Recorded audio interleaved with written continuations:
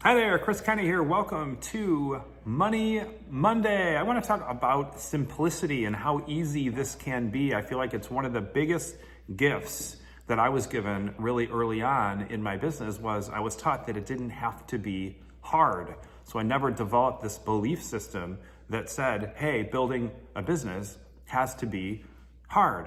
Now, we talk about six figures. A lot of people that watch me are wanting to get there. Maybe you're one of those people who's like, I want to get to six figures. What's a simple way? I want you to think about this. These are basic, really simple numbers. 20 people pay you $5,000.